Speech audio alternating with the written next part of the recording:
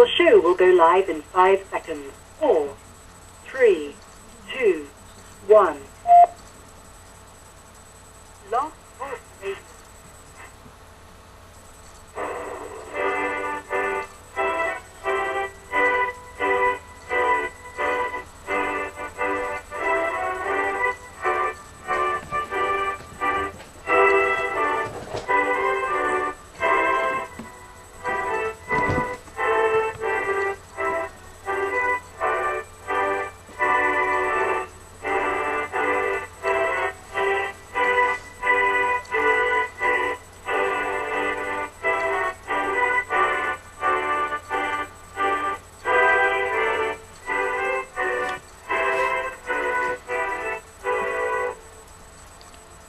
Boa noite, meus amigos. Estamos aqui de volta. Como sempre, começamos invocando a Santíssima Virgem Maria e o Santo Padre Pio de Pietrelcina, para que roguem a Deus que nenhuma injustiça se cometa neste programa. Queria pedir desculpas pela falta do programa na semana passada, mas foi absolutamente impossível, porque eu estava aqui dando aquele curso Raiz da Modernidade exatamente na hora em que se transmitia o programa. Antes de tudo, eu gostaria de recomendar a vocês um artigo do Luciano Garrido que saiu na página do Escola Sem Partido, www.escolasempartido, sem ponto, sem nada, escolasempartido.org, um artigo sob o título Ativismo Político do Conselho Federal de Psicologia, Luciano Garrido. E começa assim: o Conselho Federal de Psicologia, CFP, perdeu o rumo. Movido por um forte ativismo ideológico, o órgão passou a negligenciar sua verdadeira missão institucional. A atual gestão, presidida pelo Sr. Humberto Verona, tem pautado suas ações por uma agenda política totalmente alheia aos interesses profissionais dos psicólogos. O movimento Cuidar da Profissão, cuja chapa saiu vencedora na última eleição do CFP, manifestou na época apoio integral à candidatura Dilma Rousseff, elaborando inclusive abaixo-assinado, que é uma verdadeira ode ao governo petista. Ao invés de cuidar da profissão, o que o movimento tem feito é cuidar dos próprios companheiros. Não é por outro motivo que a atuação do Conselho Federal de Psicologia em diversos momentos tem apresentado contornos claramente partidários e por aí vai. Inclusive é importante aqui o caso a militância gaysista que, junto com o PT, tomou conta do Conselho Federal de Psicologia. Olha, vamos falar um português claro. Quer dizer, você assegurar direitos e proteção a uma comunidade não tem nada que ver com você dar a esta comunidade instrumentos para oprimir todas as outras, que é exatamente o que está acontecendo. Quer dizer, vamos supor o seguinte: você quer lá uma lei do casamento gay. Tá bom, o governo passa a lei do casamento gay, e isso evidentemente não vai ser o fim do mundo, não vai acontecer nada demais. Porém, quais são as consequências? Imediatamente após a aprovação desta ideia, então, aparece o projeto de forçar as comunidades religiosas, forçar as igrejas, forçar as sinagogas a oficiar casamentos entre pessoas do mesmo sexo, contrariando a doutrina explícita dessas religiões. E se o padre, o pastor, o rabino se recusa a oficiar aquilo, ele vai para a cana. Então, o que é isto, meu Deus do céu? Quer dizer, olha, se você deseja um casamento gay, então você o deseja contra a letra e o sentido explícito da Bíblia. Então isso quer dizer que você está pouco se lixando para o que a Bíblia diz ou não diz. Então, qual o direito que você tem de forçar um casamento, forçar um sacerdote a oficiar um casamento numa religião na qual você não acredita, tá certo? Da qual você faz pouco e que você despreza totalmente? Ninguém tem esse direito. Você não tem o direito de chegar para padre, aqui você tem que me casar, não acredito nessa sua religião é uma bela bosta, mas você tem a obrigação de me casar. É isso que os caras estão fazendo. Isso aí evidentemente é um assinte, isso é pisotear, certo? A dignidade do sacerdote, a dignidade da religião. Isso é uma prepotência, é uma imposição tirânica. Isso aí não tem nada a ver com o direito de gay, porque esse é um direito que nenhum ser humano tem. Né?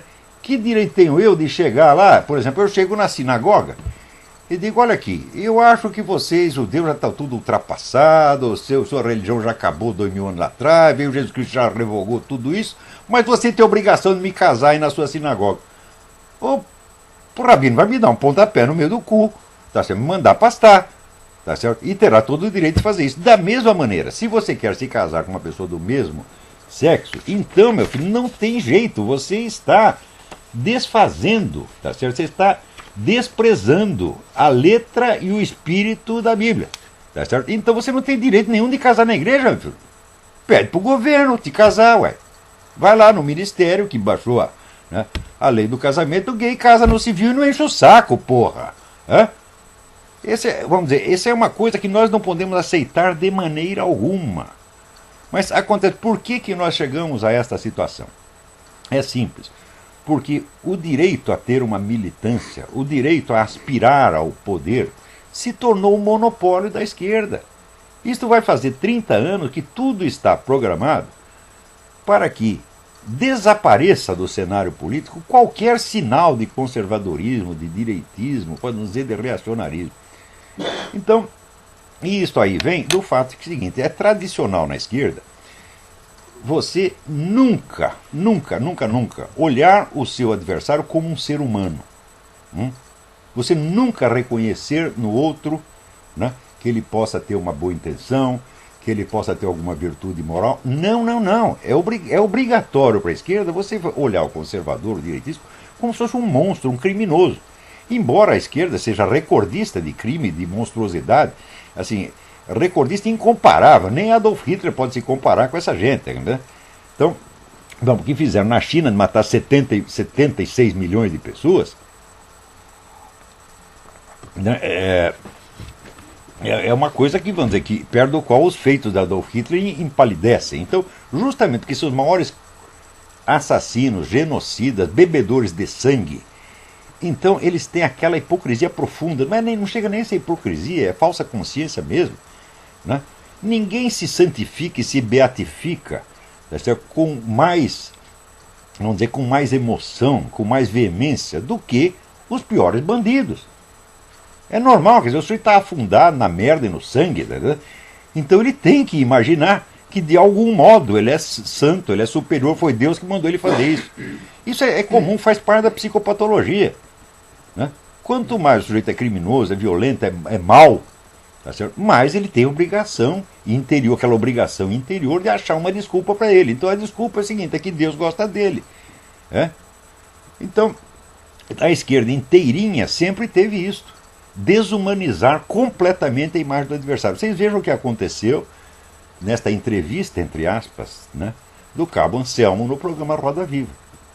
Você chamar os caras de inquisidores é até um eufemismo, porque a Inquisição investigava alguma coisa. Vocês não podem esquecer que o sistema inquisitorial apareceu em oposição ao sistema acusatorial que vigorava antes. Quer dizer, antigamente, por exemplo, em Roma, se um certo número de cidadãos acusasse o sujeito, ele já estava lascado. Agora, quando aparece a Inquisição tem a ideia de investigar. Peraí, não vamos condenar de cara, vamos primeiro investigar. E a investigação podia levar anos. No caso do Cabo Anselmo, eles botaram no meio de 12 acusadores implacáveis. Ora, eu li o livro do Cabo Anselmo. Eu não o conheço pessoalmente, mas eu li o livro dele. Tá certo? Livro das memórias dele. E eu noto ali que aquele é um homem muito sério, um homem bom, tá certo? Que tem consciência das coisas, tem consciência da complexidade das situações humanas. Em suma, tem uma sensibilidade moral. Ora, para aqueles 12 filhos da puta reunidos ali no Roda Viva, tá certo? Ele era apenas um saco de pancada, era o Judas em sábado de aleluia. Vamos malhar, vamos acusar, vamos pisar em cima. Ou seja, você tem que olhar o outro como uma caricatura medonha. Isto na esquerda é obrigação, são todos assim. O que significa o seguinte, a mentalidade esquerdista é 100% baseada no ódio. Não é? Assim, eles podem ter amor uns pelos outros, mas o amor é politicamente seletivo. É como dizia, né, aquele desgraçado Paulo Freire, nós devemos ser tolerantes, mas não com os nossos inimigos. Eu digo, mas ser tolerante com os amigos é a coisa mais fácil. Né? Jesus Cristo diz, nós temos que amar não somente os nossos amigos, mas os nossos inimigos. Isso para ele é incompreensível. A definição de justiça na cabeça do esquerdista é a definição que dá o Alcebiades no diálogo, no banquete do Platão. Diz, a justiça é favorecer os nossos amigos e ferrar com os nossos inimigos. Isso é o que eles entendem como justiça, como amor, como virtude humana. São todos assim e sempre foram e sempre serão.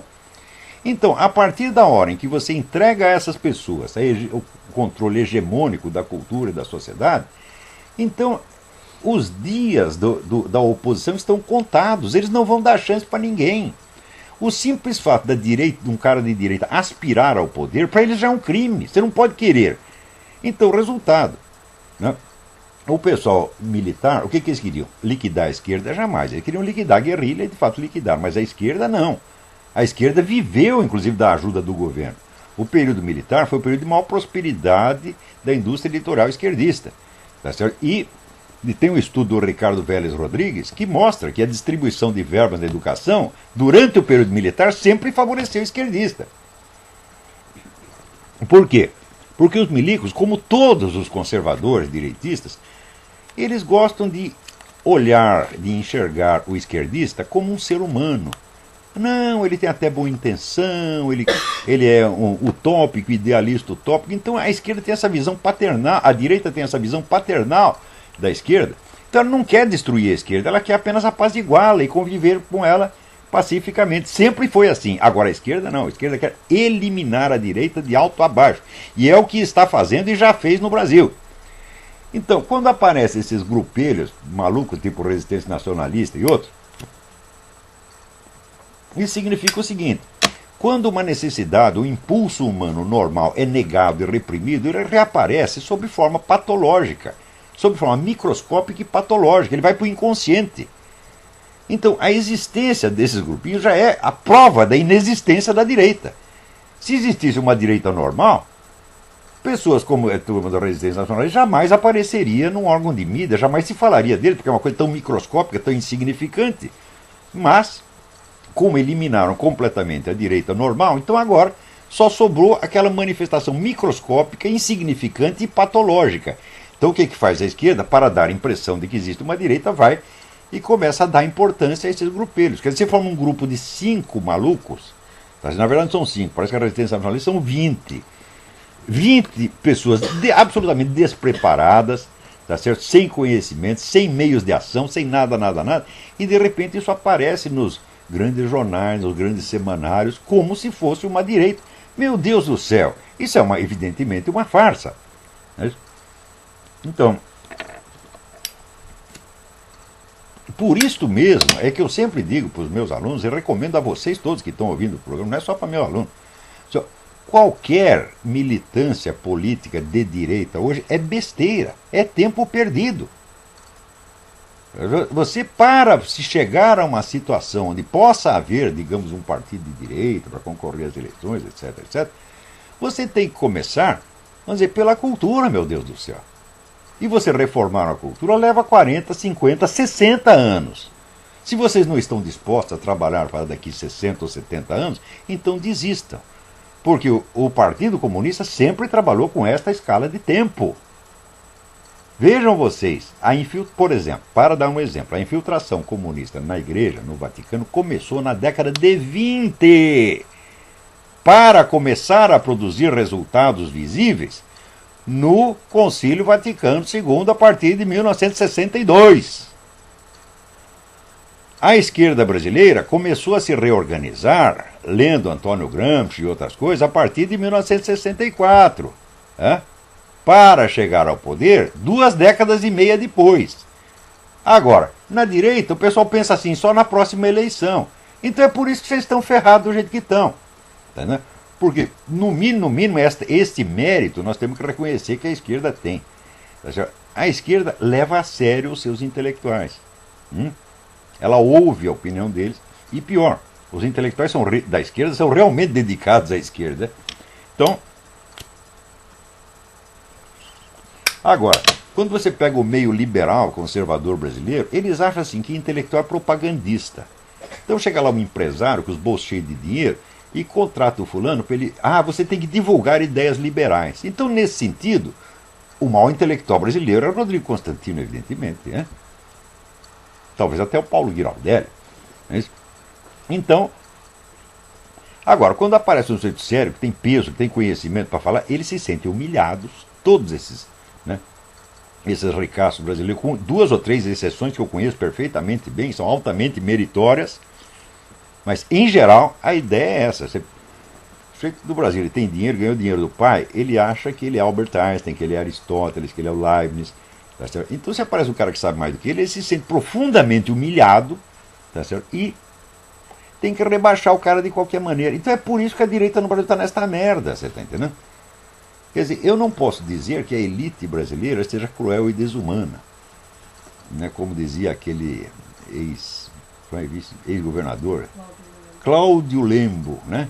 Cláudio Lesma. Né? Então, a elite não é cruel, mas ela é demasiado burra, mesquinha, tá certo? É desprezível, absolutamente desprezível. Né? Aí é como diz aquele sujeito que escreveu Passado uma Ilusão, até esqueci o nome do cara agora, é autor francês. Ele diz: a burguesia jamais é classe dominante. A burguesia é um bando de coitado. Né? A burguesia ela precisa de paz e ordem para ela poder ganhar dinheiro. Tá certo? Então, quando a situação fica um pouquinho anormal, o que faz a burguesia? Corre para apoiar quem está no poder, corre para pedir proteção, como aconteceu na Alemanha, como aconteceu na Rússia, como aconteceu em tudo quanto é lugar. Quando Lenin tomou o poder na Rússia, o que fizeram os investidores? Foram correndo botar dinheiro na Rússia, porra! É? Mesma coisa aqui na China, né? Quem criou o poderio econômico da China? O investidor americano. Então, a burguesia nunca manda nada. Quem manda, vamos dizer, é a liderança político-militar. Essa manda. Tá certo? E o burguês abana o rabinho. Né? Você vê, na Alemanha, tinha o principal dos empresários lá, Pô, hoje eu tô ruim, esqueci até o nome do filho da puta. Porra. Né? Era o dono da indústria química lá. O cara fugiu para Paris. O Hitler mandou sequestrar o cara e trazer de volta. Não, vem aqui que você vai trabalhar para mim. E ele dizia: nós vamos colocar empresariado de joelhos. Mas não precisa nem colocar, ele já se ajoelhou imediatamente. Você vê o que está acontecendo no Brasil. Isso sempre foi assim. Então dizer que a burguesia é classe dominante, fala, não, a burguesia fornece dinheiro, tá certo, para uma elite que manda nela. Sempre foi assim. Essa elite às vezes pode ser, né, direitista, como por exemplo na Espanha, quando o pessoal franquista tomou o poder, o empresariado todo correu para puxar o saco do Franco, evidentemente. Mas se o Franco fosse mais comunista que Lenin, eles iam fazer a mesma coisa, pô. Porque burguês vive disso. Vive de dar dinheiro para quem o odeia. Né? Então, agora, o pessoal fala, não, o que nós podemos fazer politicamente no Brasil? Não pode fazer nada. Não pode fazer nada. Você pode começar a estudar, tentar entender, né, a situação brasileira e criar uma cultura superior, autêntica, tá certo? Que talvez dê base para um retorno à normalidade democrática daqui 40 ou 50 anos. Agora, você diz, nós vamos organizar direito. Peraí, cadê a direita brasileira? Você pega os políticos de direita, os caras que têm alguma liderança, e pergunte para você mesmo, essa direita tem algum projeto de controle hegemônico da cultura nacional, da linguagem, do imaginário popular? Não, não tem. Tem algum projeto de controle da mídia? Não, não tem. Tem algum projeto de controle do sistema educacional? Não, não tem. Tem algum projeto de infiltração sistemática nos sindicatos, no funcionalismo público, no judiciário, na polícia, nos partidos adversários? Não, não tem. Então, isso significa o seguinte, a direita não quer o poder, ela nem mesmo imagina a possibilidade de chegar ao poder. No máximo, você tem um político ou outro aqui, conservador, que quer um carguinho. E ele pode exercer esse carguinho tranquilamente, sem oferecer nenhum perigo para a esquerda dominante. Então, é por isso que nós chegamos a esta situação. Não é isso? Agora, aqui alguém me manda um artigo do Globo, Marco Antônio Villa, dizendo que o Lula mentiu, que ele disse que depois da presidência ele ia voltar à vida particular. Eu sempre disse, o Lula é eterno. O Lula é eterno e imortal. Vocês jamais vão se livrar do Lula, só quando ele morrer. Atenção, se morrer. Porque ele acha que não vai. Né? Então falou, olha, os caras descobriram, né, tudo que eu digo com 10 anos de antecedência, o Globo descobre 10 anos depois. É sinal de que não é tão burro assim. Agora, para você ter ideia do que eu estou dizendo, vamos dizer que na cabeça do esquerdista, o ódio, a total incompreensão, a desumanização do adversário é normal e obrigatória. Veja isso aqui. Aqui apareceu o ator Orlando Jones, né?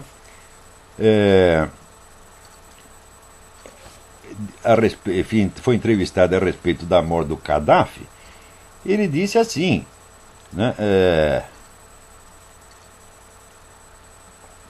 nós temos que matar a Sarah Palin. Isso aqui é o milésimo esquerdista que diz isso. Agora, a Sarah Palin, como ela usou a palavra alvo com relação a uma cidade onde houve um atentado, então ela levou a culpa do atentado. Você inspirou, né, o assassino. Agora, o cara que explicitamente diz é preciso matar a Sarah Palin, não acontece nada para o desgraçado. Absolutamente nada. Por quê? A direita vai e passa a mão na cabeça dele, diz, não, ele não quis dizer isso, né, é um bom sujeito, e assim por diante. Né? Agora, para você ver o ponto em que chegaram as coisas, esta semana a Comissão de Justiça e Paz do Vaticano soltou um documento dizendo que é preciso um controle bancário mundial, né, descendo o cacete no neoliberalismo e usando a retórica da idolatria do mercado. Então olha o que eu tenho a dizer, eminências. Vão tomar nos seus cus, vocês são os mentirosos, filhas da puta, canalhas. Não merecem respeito algum, porque vocês sabem que estão mentindo. Então eles fazem aqui um belo discurso contra a cobiça. Eu digo, escuta, ô, seu bosta, existe cobiça maior do que o desejo de poder mundial? É isso que vocês estão incentivando, vocês estão trabalhando para o Satanás. Isso é a coisa mais óbvia. Quer dizer, os caras repetem o discurso desse arruaceiro do Occupy Wall Street. E os caras vão lá fazer um movimento contra Wall Street. É o seguinte, olha a equipe do Obama. Wall Street está inteirinha no governo. Ele só pegou gente do Wall Street. Olha, o Ministério Obama se divide assim. Metade é a turma do Wall Street e a outra metade é aqueles gangsters de Chicago que eram amigos dele. Então onde está o Wall Street? O Wall Street está na Casa Branca, porra! Né? E eles foram lá fazer passeata contra o Rupert Murdoch, que não tem merda nenhuma a ver com o Wall Street. Né? O Rupert Murdoch é um cara da indústria de mídia. Ele não é um investidor. Por que não vai fazer uma passeata contra o George Soros? Porque é o George Soros que está pagando o Occupy Wall Street. Agora, aí no Brasil, o pessoal diz, não, esse é um movimento popular. Fala, como movimento popular? Você não tem um trabalhador lá. Você só tem o tipo do estudante profissional, aquele estudante de 40 anos que está lá vivendo de bolsa do governo, tá certo? E gastando dinheiro público. É só esse tipo de gente que tem lá. Drogado, bêbado, vagabundo, puta. É o que tem lá, porra. Né? Agora, esta gente que esta merda dessa Comissão de Justiça e Paz vem apoiar. Agora, todo mundo diz, não, nós não podemos falar, eles são príncipes da igreja. Príncipes da igreja, caralho! Esses caras não são cardeais, eles não são nem sacerdotes. Eles já estão excomungados por definição, meu Deus do céu. Quantas vezes é preciso dizer que existe um decreto de Pio XII, ratificado pelo próprio João XXIII, que diz que qualquer apoio que você dê a movimentos comunistas ou pró-comunistas, você está automaticamente excomungado. Lata é sentença, quer dizer que não precisa de uma sentença explícita. E mais ainda, ele diz, é sentença à disposição do Vaticano. Ou seja, somente o Vaticano pode suspender a excomunhão. Isso quer dizer que se não for explicitamente... É o contrário, não precisa de uma sentença explícita. A suspensão é que precisa de uma... Suspensão da excomunhão é que precisa de uma sentença explícita. Então esses caras estão todos excomungados. E vocês vão lá e beijam a mão dos filhos das putas e chamam de eminência. Vocês não têm vergonha na cara? Ô católicos brasileiros, quando é que vocês vão entender isto? Que esta coisa da excomunhão é séria, não é brincadeira. Isso aí é decreto papal, isso é doutrina da igreja, não é opinião minha, não é nem sequer opinião de um papa. É sentença emitida ex cátedra por 2 papas. E vocês ainda chamam essa gente de eminência. Eu digo, vocês não entenderam, meu Deus do céu. Olha, Nossa Senhora 2 vezes, em La Salette e em Fátima, disse que a corrupção da igreja ia começar de cima. Vocês estão todos vendo isto. Não é nem corrupção. Espera um pouquinho, não vamos usar eufemismo. Corrupção é uma coisa, traição é outra, meu Deus do céu. Corrupção é assim, por exemplo, quando a sua mulher pega o seu cartão de crédito e vai e compra um negócio e estoura a sua conta. Isso é corrupção. Agora, se ela começa a dar para o vizinho, tá certo? E além de dar-se, ela dá o seu dinheiro para o vizinho, fala, aí não, aí é traição, porra. Ela está conspirando com o inimigo contra você. Então esses caras não são corruptos, eles são traidores. Que direito eles têm de ser tratados como príncipes da igreja, meu Deus do céu? Nenhum, zero, zero, zero, zero, zero. Então o que você tem que fazer? Tem que informar o filho da puta que ele está excomungado. Senão ele vai continuar. Ele sabe que está. Mas, como ele não sabe que os outros, como ele sabe que os outros não sabem, ele continua fingindo. Isso é que nem o famoso pseudo-instrutor, pseudo-mestre esotérico islâmico, Sufi, que tinha na Inglaterra, que ele chamou um conhecido meu e disse pro cara, você vai lá em Paris e monta um grupo Sufi e toma um monte de dinheiro deles. Daí o cara respondeu, pô, mas eu não entendo nada de sufismo. E daí o mestre respondeu, sim, mas como é que eles vão saber? Então, esses caras estão fazendo a mesma coisa. Esses cardeais não são católicos, merda nenhuma, não são cardeais, não são sacerdotes, não são nem membros da igreja, você está entendendo? Você pega o último membro da igreja, o último, o mais bosta, o mais pecador. Pega eu mesmo, você está entendendo? Bom filho da puta. Eu sou um filho da puta, mas eu sou um membro da igreja e vocês não são. Esta é uma diferença fundamental. Eu posso ser o pior membro da igreja, mas sou o meu. Agora vocês são traidores e vocês já estão fora.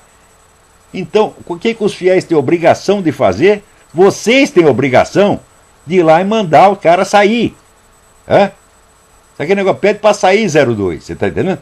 Vocês têm que entrar na sala do filho da puta e dizer, sai daí, sai daí.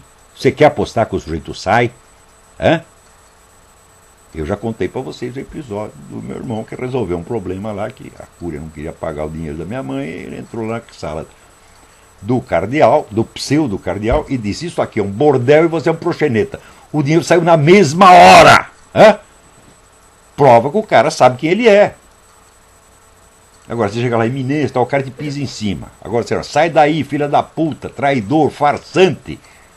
O cara enfia o rabo entre as pernas e sai. Ou seja, é o respeito indevido. Isso aí chama-se respeito humano na igreja. Você está respeitando pessoas. Está colocando pessoas acima, tá certo, da própria autoridade da igreja, meu Deus do céu. Quando é que vocês vão entender isso? Agora os caras me escrevem um rapaz aqui dizendo, não, para de falar palavrão. Eu estou falando, não vou parar não. Você me desculpe, porque se a gente fala essas coisas num tom educado, tem a impressão assim que você está apenas divergindo das ideias. E está respeitando a pessoa, fala, não, eu não respeito essas pessoas. O dia que eu respeitar uma delas, eu entro dentro da privada e puxo a descarga, e vai acontecer que nem naquela historinha do Robert Crumb. Quando eu chegar lá no fundo do esgoto, os cocô vão me desprezar e me rejeitar. Vão dizer, sai daqui, filha da puta. Então eu não vou fazer isso, você está entendendo? Nunca na minha vida. Quando dizer, o cara é mal educado, fala, sou sim. Então o cara é maluco, falou, sou sim, mas é o seguinte, eu sou membro da igreja e você não é. Então, esse negócio, pega essa declaração pela economia global, seus cardeais, enfia no seu cu. E digo isso para vocês na sua cara. Eu não tenho a menor dificuldade. Como eu gosto dessas coisas. Putz, vida. É assim, chamar um cara desse de filha da puta em público é a única coisa que pode ir contra eles. Agora, infelizmente eu não tive a ocasião de encontrar um desses eminências, Mas se eu encontrar, você pode dizer, pega a sua declaração e limpa o cu com ela. Agora, eu sinceramente, eu não acredito que o Papa Bento XVI tenha responsabilidade nisso, porque a verdade, eles vão falar português claro, o Papa no Vaticano está cercado, aquilo é um ninho de cobras. Esse Papa está tentando muito acertar e tentando corrigir erros que ele mesmo cometeu quando cardeal. Ele cometeu muitos erros, mas depois dele se tornar Papa, ele está fazendo um esforço monstruoso para restaurar a igreja na sua dignidade. No livro do Malachi Martin, The Windswept House, A Casa Batida pelo Vento, que ele escreveu sob a forma de um romance, mas que na verdade é uma obra histórica, e você tem até na internet a lista da correspondência dos personagens. Ele mostra que já no tempo de João Paulo II havia um esquema dessas desses grupos globalistas para integrar a igreja no globalismo, de tal modo assim, nós criamos aqui uma supra-religião, né, sediada na ONU, e a Igreja Católica se torna um dos órgãos dela. E diz até que o próprio João Paulo II, a contragosto, estava quase aceitando isso aí. Né? O romance termina, você não sabe o que vai acontecer em seguida, mas, né, o João Paulo II não está vendo saída. Né? Ele não nomeia o João Paulo II, bota lá uma outra expressão. Não, você está na cara que é o João Paulo II. Então a coisa está muito mal parada. E Bento XVI recebeu o papado nessas condições. Né? Quer dizer, aquilo lá é um ninho de cobra, meu Deus do céu. Agora, enquanto isso, chega aqui outra notícia. Segundo a estatística da ONU, o Brasil ainda é o campeão mundial de homicídios. Mais uma vez a Europa se curva ante o Brasil. Ninguém mata tanto e tão bem quanto o brasileiro, porra. Nem os russos, cara. Nem os russos, nem na Rússia os caras conseguem. Ó,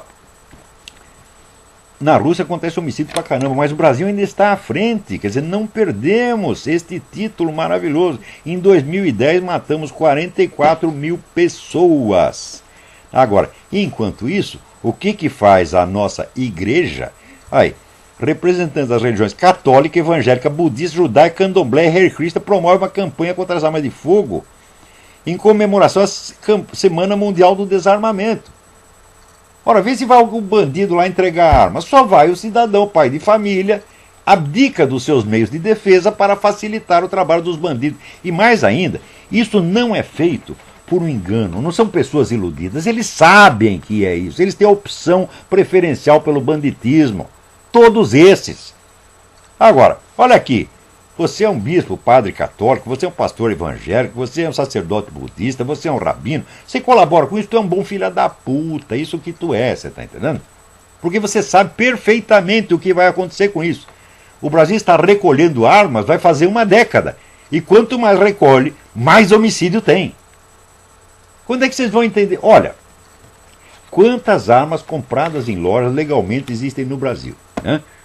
No Rio de Janeiro, por exemplo, eu não tenho estatística de agora, mas no ano de 2007, por exemplo, sabem quantas licenças de arma foram concedidas no Rio de Janeiro? 2. 2 portes de arma durante um ano. Ou seja, arma legal no Brasil é raridade, porque a dificuldade de obter uma licença é tanto que ninguém compra. Então, vocês forçam o comércio ilegal de armas.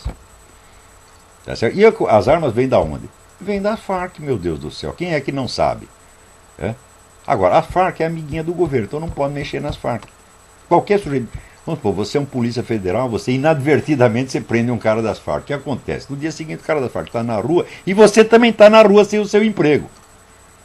Né? Vai ver o que acontece com o juiz Odilon de Oliveira, que não pode sair dentro do escritório, que matam ele. Né? Por quê? Porque denunciou a ação das Farc.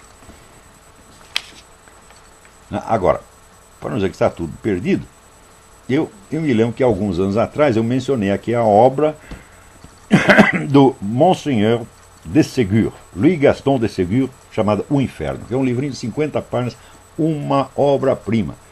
Eu mencionei isso e alguém ouviu. E agora diz que saiu a tradução brasileira, né, pela editora Ecclesia. Então, Monseigneur Louis Gaston de Ségur, Ségur S-E-G-U-R. É uma obra que saiu no século passado, eu creio, 1876, mas ainda é um dos melhores textos que existe. Né? Se você duvida que existe o inferno, meu filho, leia o Monseigneur de Ségur, são 50 páginas, você não sai de lá inteiro, tá certo? Peraí, tem alguém na linha aí. Alô, quem é? Alô, professor Lago? Eu.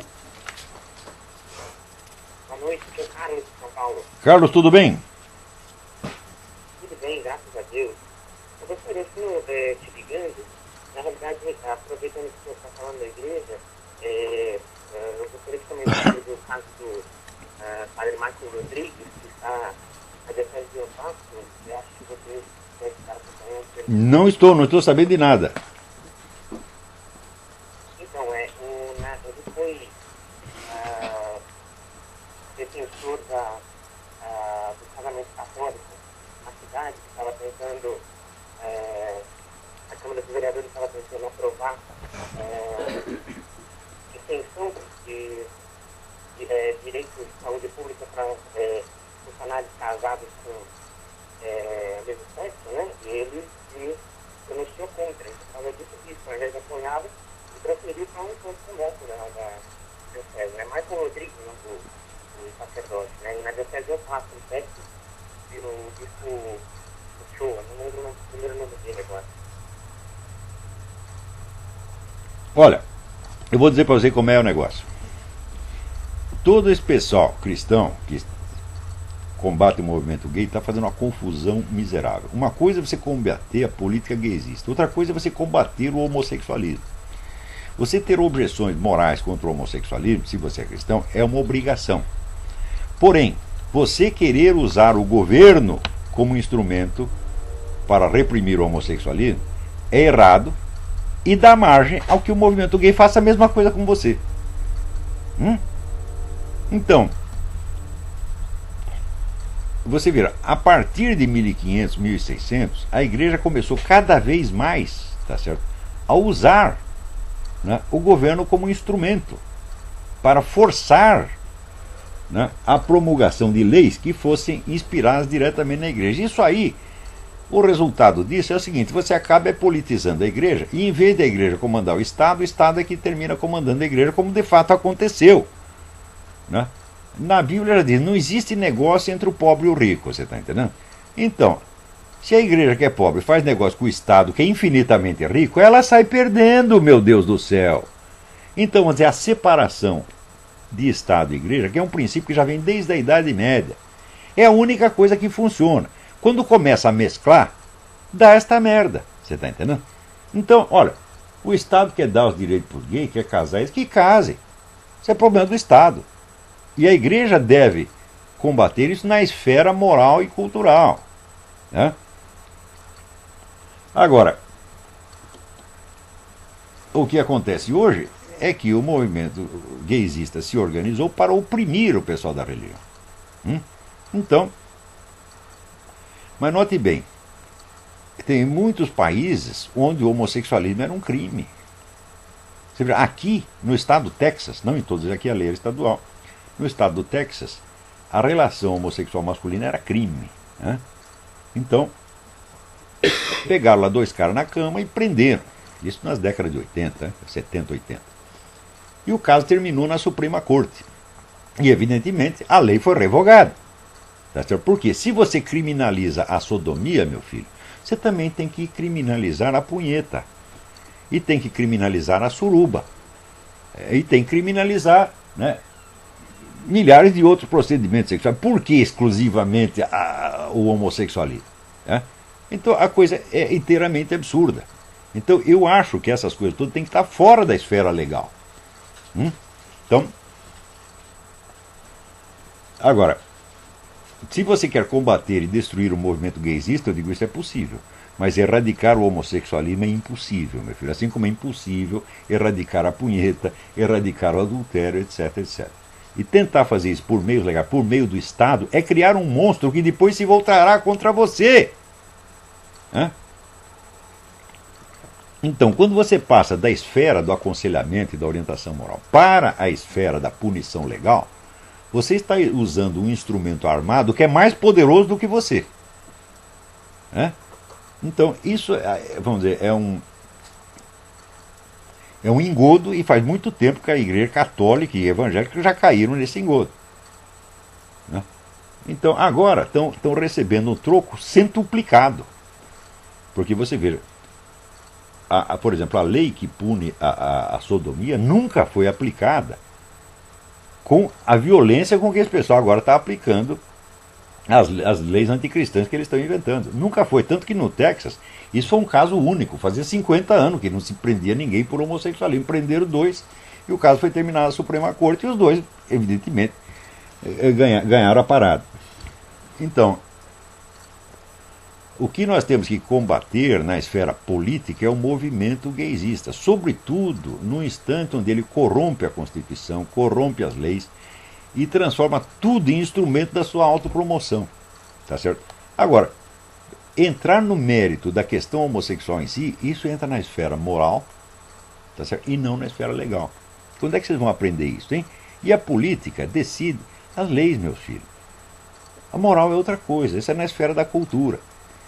Então, é por isso que aqui vocês nunca me ouviram dizer uma palavra, tá certo? Contra qualquer conduta sexual que seja. Se o sujeito é homossexual, trissexual, tetrassexual, tá certo? Assexual, tá certo? Punheteiro inveterado, fala, olha, isso aí não é da minha conta. Se você quer um conselho, você pede para mim, eu te dou o conselho. Mas na esfera política, que é do comentário político, eu não vou me meter nisso. Tá certo? Agora, movimento gaysista é outra coisa completamente diferente. O homossexualismo sempre existiu. O movimento gaysista tem 30 anos. É uma novidade. Tudo aquilo, você não sabe onde começou o homossexualismo, né? Quer dizer, aquilo se perde na noite dos tempos. Tá certo?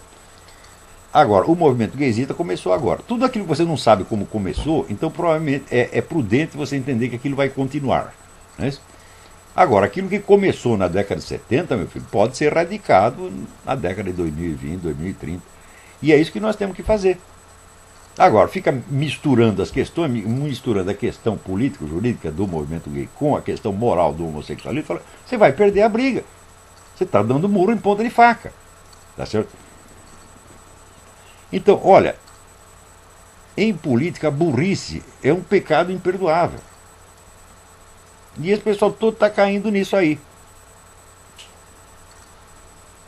Então, olha, se o governo quer dar assistência, tá certo, para casais homossexuais, que dê. O que você não. Isso vamos dizer, não é problema seu.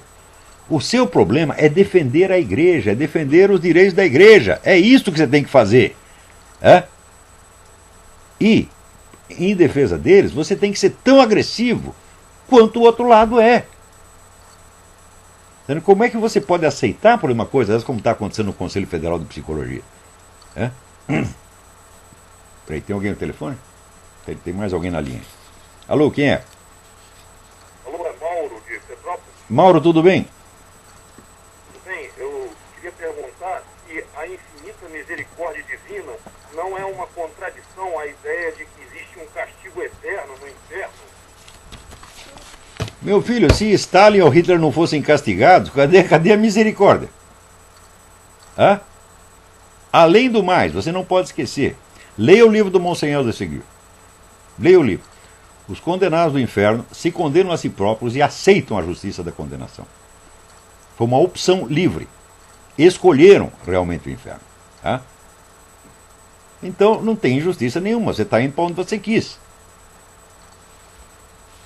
É claro que todos nós devemos temer o inferno. Né?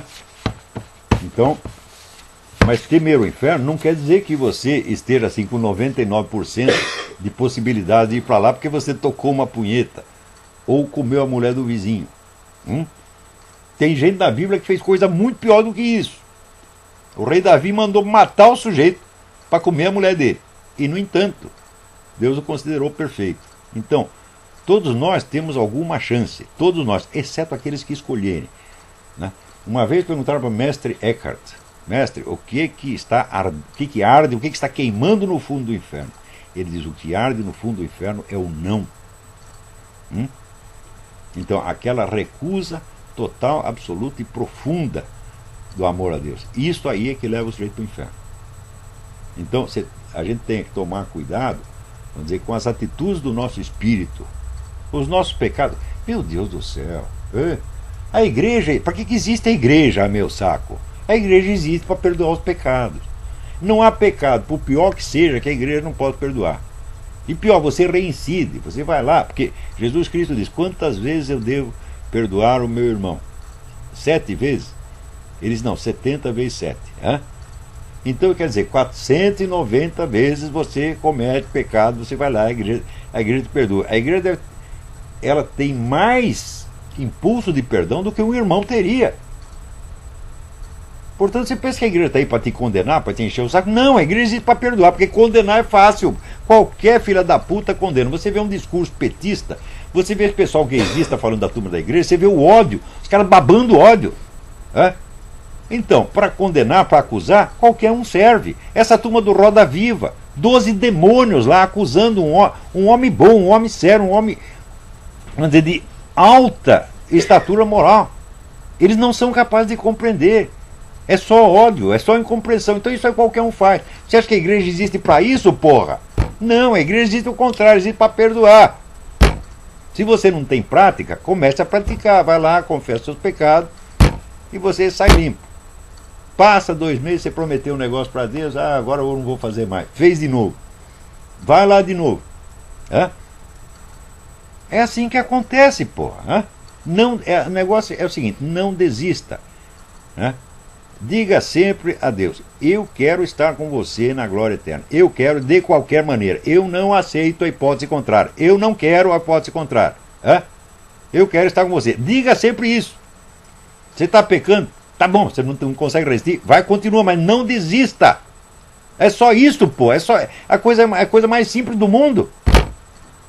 Qual é o problema? Agora, veja, na imaginação desses calhordas da esquerda, todos os santos e mártires fizeram tudo aquilo por interesse vil. O sujeito se deixava queimar, se deixava crucificar por interesse, por maldade. Quer dizer, veja, a igreja inventou os hospitais, inventou os orfanatos, inventou a educação pública, inventou assistência às mães. Tudo o que existe de bom e de caridoso no mundo foi a igreja que inventou. Não tem uma instituição que você diga, foi invenção budista ou foi invenção islâmica. Nada, nada, nada, nada, nada. Tudo veio da igreja. Agora, na cabeça desses filhos da puta, a igreja fez tudo isso por interesse.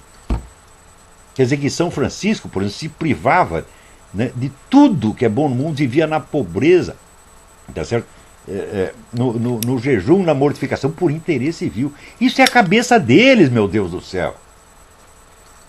Então, e eles vêm acusar os outros de hate speech, de discurso de ódio, mas vocês só têm discurso de ódio o tempo todo. Então, cara, quanto mais sujo, quanto mais criminoso, quanto mais malvado, mais ele vê só o mal nos outros, onde o mal não pode estar. Você vê a infinidade de histórias que inventaram sobre o Padre Pio de Pietrelcina. Né? Tinha aquela moça que ajudava na igreja, disseram que o Padre Pio tinha um caso com ela. Inventaram milhões de coisas, meu Deus do céu. O homem que tinha os estigmas de Cristo na mão, que sangrou durante a sua vida inteira, e que fazia milagres assim, 10, 20, 30 por dia. Os caras olham isso e sentem ódio, ódio, ódio. Eles não podem admitir a hipótese de que haja um Deus no céu, de que haja uma vida após a morte, tá certo? E de que exista um paraíso, uma vida eterna esperando por nós. Eles têm ódio disso, ódio, ódio, ódio e medo. Por quê? Porque eles têm medo de ir para o inferno, mas acreditam que vão para o inferno. Todos eles se condenam a si próprios. E por isso mesmo tem ódio. Agora, olha aqui como é essa gente. Veja, que coisa. Né? Aqui, quando surgiu esse problema da elegibilidade do Obama, todo mundo diz, não, mas existem interpretações diferentes, nós não sabemos quem é realmente, qual é a definição exata do cidadão nativo, não existe uma decisão sobre isto. Mentira, existia sim decisão da Suprema Corte. Já existia em 2008, antes da eleição do Obama. E o que fizeram? Aqui tem o site justia.com, que é a maior fonte de informação sobre leis para os advogados. Né? Quando no Brasil tinha o Lex, essa coisa toda. Né? Então, em 2008, esta sentença da Suprema Corte sumiu do Justia. Então o pessoal procurava e dizia, não tem sentença a respeito. Tem sim, só que sumiram com isso. Para legitimar a eleição do Obama. Porque o Obama, mesmo se você aceitar os falsos documentos que ele divulgou, a falsa certidão de nascimento, você verá que ele não é um cidadão nativo. O cidadão nativo tem que ter nascido nos Estados Unidos de pai e mãe americanos. O pai dele não era americano, então acabou. Cara, elegível o cara não é em hipótese alguma. Então o mandato dele é totalmente ilegítimo. Agora, outro problema distinto é o problema da certidão de nascimento que ele falsificou. Então isso aí não é só inelegibilidade, isso é um crime federal. Então, o mandato do cara é ilegítimo e, ademais, ele é um criminoso, um falsário. Né? Então, como é que tem que fazer? Tem que sumir. Agora, tem um grupinho aí de uns idiotas que diz, o Olavo de Carvalho, ele está ocultando o negócio da conspiração do 11 de setembro, que foi montado pelo governo americano. E ele não diz uma palavra sobre isso. Fala, por que eu devo abrir a minha boca para dizer uma palavra mentirosa? Né? Esta ideia de que o 11 de setembro foi tramado pelo governo americano é não só falsa, como impossível. Impossível. Né? Pelo seguinte, o governo, enquanto tal, o governo não conspira. É impossível o governo conspirar. Para conspirar, é necessário você ter um pool de organizações em torno, tá certo? Que usem o governo como instrumento. Tá certo? Então, não esqueça que o governo é constituído de cargos eletivos, onde as pessoas passam 4 anos e vão embora, no máximo ficam lá 8 anos. Então, isso não fornece base para esta entidade conspirar. Quem conspira é, por exemplo, o CFR, que é uma entidade que tem 50 anos. Quem conspira são esses grupos globalistas que existem há 70, 80 anos. Estes podem conspirar. E quando estes conspiram, o primeiro instrumento que eles usam é a mídia inteira, que pertence a eles. Então isso quer dizer que se o governo fosse o presidente fosse suficientemente louco para montar uma farsa como o 11 de setembro, então a mídia inteira se recusaria a dizer uma palavra de denúncia contra aquilo. Exatamente como a mídia inteira se recusa a revelar a verdade sobre Obama. E, no entanto, tão logo aconteceu o 11 de setembro, no dia seguinte já estava para tudo quanto é lado, estourando o negócio. Isso foi conspiração do governo, foi o governo que inventou. Então significa o seguinte, que conspiração é esta? Que não usa como seu instrumento principal a mídia. Quer dizer, isso é impossível. Agora, no caso do Obama, não, você vê a mídia inteira colaborando para esconder uma verdade que, no fundo, todo mundo já sabe.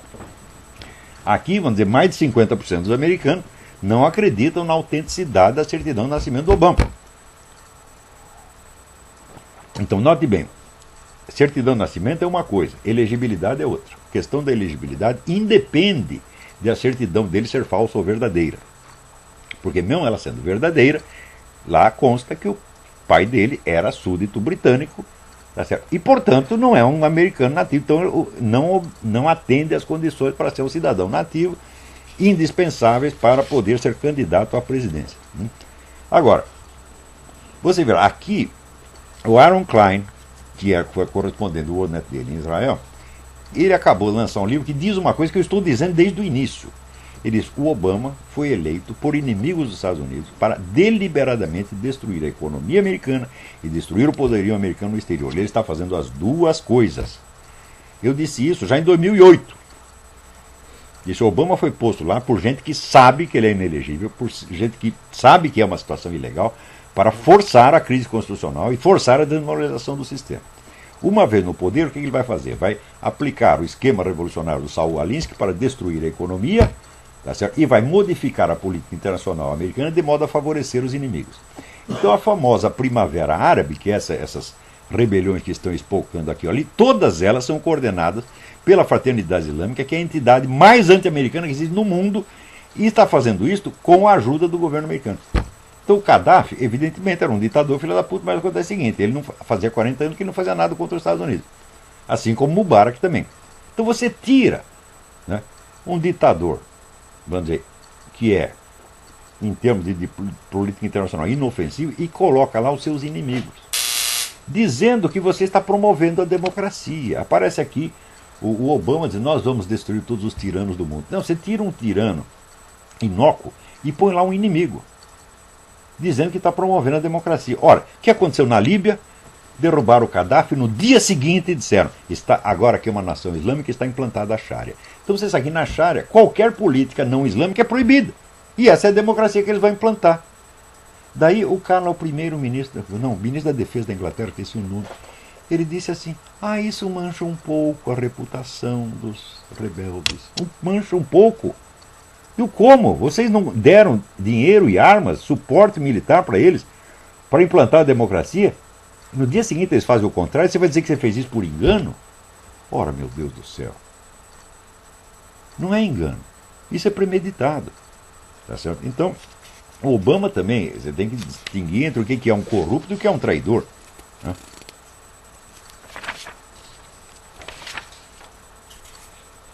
Agora aqui, o Globo, uma nota. Comunistas crescem à sombra do poder.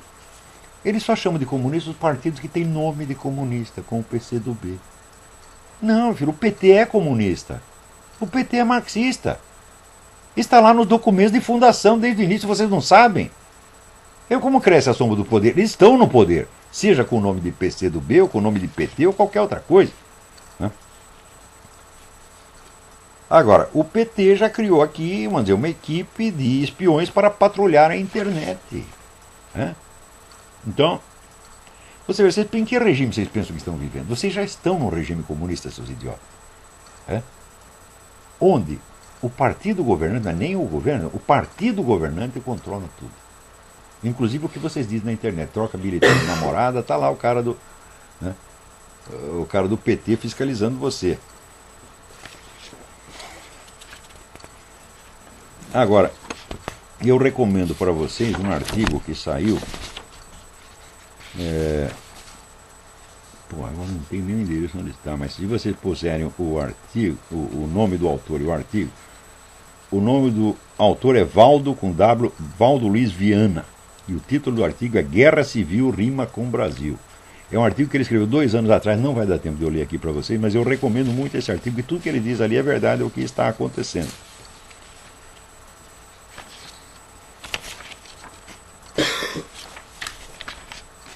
Então, nós estamos aqui no fim, né? Alguém coloca, né, na internet um artigo já velho do Carlos Chagas. Carlos Chagas sempre foi humorista, ele está meio para lá, meio para cá, mas de vez em quando ele diz alguma verdade. Para você comparar, né, os presidentes militares, ele diz, olha, erros foram praticados durante o regime militar. Claro que no reverso da medalha foi promovida a ampla modernização das nossas estruturas materiais. Na verdade, a economia do tempo dos militares integrou na economia brasileira 60% da população que estava na miséria. Quer dizer, esse é um feito incomparavelmente maior do que 1000 fomes zeros, mas ninguém fala disso. Mas daí, veja, quando Castelo Branco morreu, verificaram os herdeiros que seu patrimônio limitava-se a um apartamento em Ipanema e umas poucas ações de empresas públicas e privadas. Costa e Silva, acometido por um derrame cerebral, recebeu de favor o privilégio de permanecer até os enlaces do Palácio das Laranjeiras, deixando para a viúva a pensão de marechal em um apartamento em construção em Copacabana. Isso era o patrimônio do Costa e Silva. Hein? Garrastazu Azul Médici se dispunha como herança de família de uma fazenda de gado em Bagé, mas quando adoeceu precisou ser tratado no hospital da Aeronáutica no Galeão, não tinha dinheiro para pagar o hospital. Ernesto Geisel, antes de assumir a presidência da República, comprou o sítio dos Cinamomos em Teresópolis, que a filha vendeu para poder se manter num apartamento de 3 quartos e sala no Rio de Janeiro. João Figueiredo, depois de deixar o poder, não aguentou as despesas do sítio do Dragão em Petrópolis, vendendo primeiro os cavalos e depois a propriedade. Sua viúva, recentemente falecida, deixou um apartamento em São Conrado, que os filhos agora colocaram à venda, ao que parece em estado lamentável de conservação. Agora vai ver como o Lula entrou e como saiu. Não só o Lula, como todos os ministros deles. É Dirceu em primeiro lugar. Então, existe uma pequena diferença. Agora, quando o pessoal da esquerda olha os militares, eles não podem reconhecer nos militares nem um pingo de virtude moral. A direita tem que ser sempre tratada como monstruosa, mal intencionada, maquiavélica. Eles só veem o mal, mesmo as qualidades morais mais óbvias. E mesmo os feitos mais obviamente meritórios têm que ser negados. É tudo na base do ódio. A esquerda é o discurso de ódio ininterrupto. Então, até a semana que vem. Muito obrigado.